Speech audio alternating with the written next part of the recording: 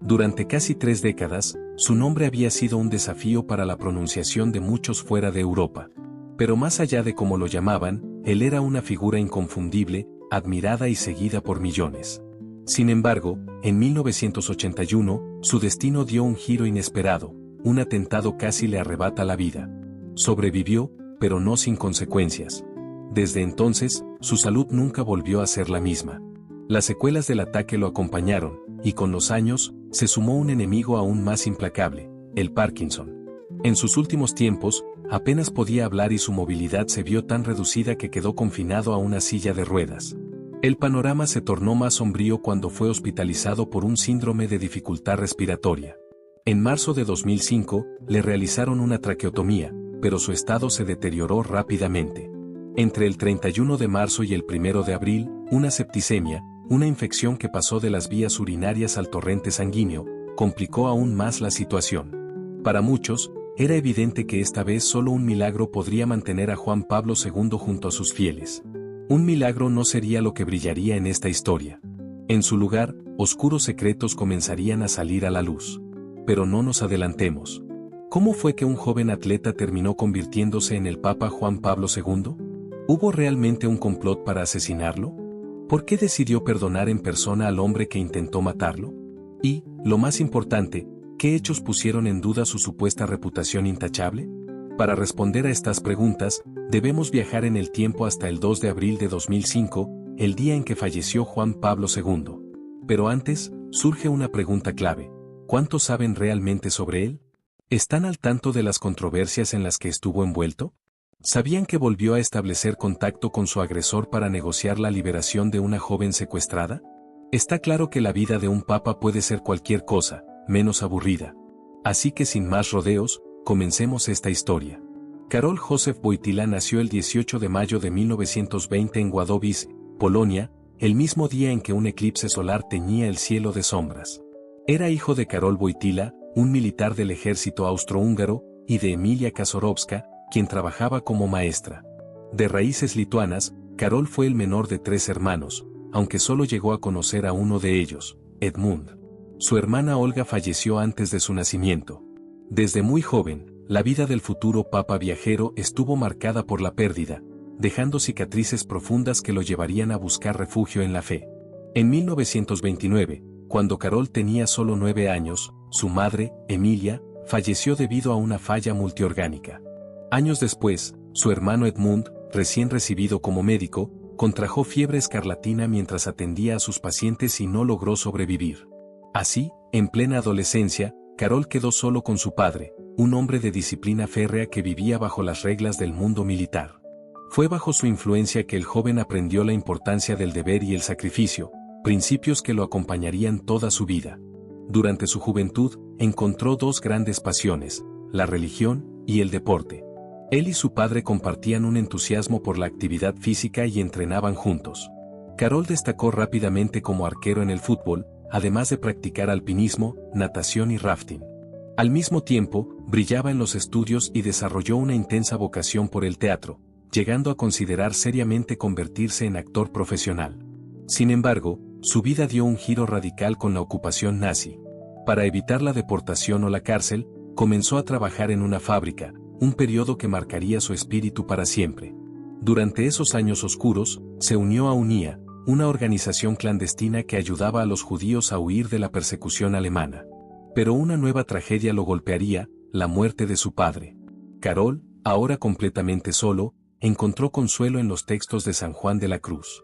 Sin embargo, no sería solo la lectura lo que lo acercaría a su fe, sino el impacto de un ejemplo vivo y tangible, la valentía de quienes entregaban su vida en actos de sacrificio y servicio. Mientras la guerra arrasaba Europa, en los campos de concentración, cientos de sacerdotes católicos perdían la vida. Fue en medio de ese contexto que, en 1942, Karol Wojtyła inició su formación sacerdotal, un camino que culminaría con su ordenación al finalizar la Segunda Guerra Mundial. Más tarde, amplió sus estudios en Roma y obtuvo un doctorado en teología en el Pontificio Ateneo Angelicum. De regreso en Polonia, comenzó a impartir clases en la Universidad Católica de Lublin y en la Facultad de Teología de Cracovia. No era un profesor convencional para la época. En lugar de limitarse a las aulas, organizaba viajes con sus alumnos, aunque no eran simples excursiones recreativas. Exigía de ellos fortaleza, disciplina y determinación. Su enfoque dinámico y su carisma hicieron de él un maestro muy popular, admirado por sus estudiantes, quienes lo veían no solo como un docente, sino como un guía y consejero. Su entrega y talento no pasaron desapercibidos. En 1958, fue nombrado obispo auxiliar de Cracovia y, apenas 6 años después, ascendió a arzobispo. Pero Wojtyła no era un líder pasivo. Su carácter firme y su voz enérgica destacaron en el Concilio Vaticano II, donde defendió con pasión la importancia de la Iglesia en la sociedad contemporánea. No concebía una institución que permaneciera inmóvil ante los cambios del mundo. Desde entonces, dejó claro que tenía dos grandes adversarios, el comunismo y el ateísmo. Su ascenso continuó y, en 1967, el Papa Pablo VI lo nombró cardenal. Con solo 47 años, se convirtió en uno de los purpurados más jóvenes de su tiempo. En 1977, durante el Sínodo de Obispos en Roma, entabló una relación clave para su futuro. Conoció a Joseph Ratzinger, el hombre que décadas después también ocuparía el trono de San Pedro. La amistad entre un polaco que ayudó a judíos a escapar del nazismo y un exintegrante de la juventud hitleriana siempre generó especulaciones. Sin embargo, con el tiempo se aceptó que Ratzinger había sido obligado a unirse al ejército alemán y desertó en cuanto tuvo la oportunidad. Pero más allá de las polémicas, Wojtyła estaba destinado a escribir su nombre en la historia. En octubre de 1978, con 58 años, se convirtió en el sucesor de Albino Luciani, el Papa Juan Pablo I, cuyo pontificado había durado solo 33 días. Para muchos, la elección del cardenal polaco fue una sorpresa. Lo que no imaginaban era que su legado sería uno de los más influyentes del siglo XX. Con su elección, Juan Pablo II rompió una tradición de más de 4 siglos. Fue el primer papa no italiano desde 1523 y, además, el primero en provenir de un país bajo el dominio comunista. Sin embargo, su llegada al trono de San Pedro estuvo rodeada de controversia. La repentina muerte de su predecesor, Juan Pablo I, fue objeto de intensos debates y teorías. Para muchos, su fallecimiento fue más que sospechoso, y fuera del círculo de fieles más devotos, la idea de que fue eliminado por querer exponer turbios manejos dentro del Vaticano es prácticamente una certeza. Pero Juan Pablo II no se dejó arrastrar por esas sombras. Desde el inicio de su pontificado, dejó clara su visión: la fe debía ser firme y anclada en la tradición teológica. No era un reformista ni buscaba flexibilizar las normas morales que la Iglesia había sostenido durante 2000 años. Prueba de ello fue su firme rechazo a la teología de la liberación, un movimiento surgido en América Latina que promovía la justicia social como eje central de la doctrina cristiana. No es que estuviera en contra del bienestar de los más desfavorecidos, sino que temía que el mensaje evangélico se convirtiera en un instrumento político. Para él, centrar la fe en luchas socioeconómicas y culturales desviaba a la Iglesia de su verdadera misión, la trascendencia espiritual. Pero Juan Pablo II no se limitó a discursos. Desde el primer momento, rompió con el protocolo tradicional y decidió llevar su misión evangelizadora en persona. Dejó de lado la silla gestatoria utilizada por sus antecesores, pues creía que su labor debía realizarse de cara al pueblo, no desde la comodidad de un trono. Su estilo dinámico y cercano lo llevó a recorrer el mundo en numerosos viajes, ganándose títulos como el Atleta de Dios, el Caminante del Evangelio y el Papa Peregrino. Sin embargo, su popularidad no lo protegió de la hostilidad de ciertos sectores. Era cuestión de tiempo para que los grupos extremistas actuaran en su contra. Y así fue. El 13 de mayo de 1981, mientras saludaba a la multitud en la plaza de San Pedro desde un vehículo descubierto, Mehmet Ali Aka disparó contra él, hiriéndolo en la mano, el brazo y el abdomen. El atentado marcó un antes y un después. La seguridad del Papa se reforzó con la creación de un vehículo blindado diseñado especialmente para sus desplazamientos, el famoso Papamóvil. Aquel ataque no solo cambió las medidas de protección del Vaticano, sino que dejó secuelas en su salud de las que jamás se recuperaría por completo. Las heridas de bala marcaron un antes y un después en la vida de Juan Pablo II. Aunque sobrevivió al atentado, su salud comenzó a deteriorarse lenta e irreversiblemente. 2 años después, en 1983, sorprendió al mundo al visitar en prisión a su atacante, Mehmet Ali Aka, en la cárcel de Revivia. Mantuvieron una conversación privada, y el pontífice le otorgó el perdón. Las razones detrás del intento de asesinato siguen siendo objeto de debate. La versión oficial señala que el Papa representaba una amenaza para la hegemonía soviética en Europa Oriental. De hecho, algunas teorías sostienen que la KGB pudo haber estado detrás del atentado, orquestando un complot para silenciarlo. Sobre este episodio volveremos más adelante, pero lo cierto es que, pese a las secuelas físicas que cargó por el resto de su vida, Juan Pablo II jamás se detuvo. Incluso con su salud mermada, jugó un papel clave en la caída del comunismo y la democratización de Europa del Este. Autodeclarado pacifista, ya en 1978 había intervenido como mediador en el conflicto del Canal de Beagle entre Argentina y Chile, evitando una guerra inminente. Sin embargo, el paso del tiempo no perdonó a aquel joven deportista que había sido arquero, montañista y nadador. Su fragilidad era evidente, y su resistencia física disminuía. A tal punto llegó su estado que, contra su voluntad, se convirtió en el primer papa en abandonar la Ciudad del Vaticano para recibir tratamiento médico. El 20 de junio de 1981, apenas un mes después del atentado, fue internado en el Policlínico Agostino Gemelli por una grave infección derivada de sus heridas. En los años siguientes, su salud se vio afectada por múltiples intervenciones quirúrgicas. En 1992, le extirparon parte del intestino. En 1993, fue tratado por una luxación en el hombro. En 1995, sufrió una fractura en el fémur, y en 1996, fue sometido a una apendicectomía.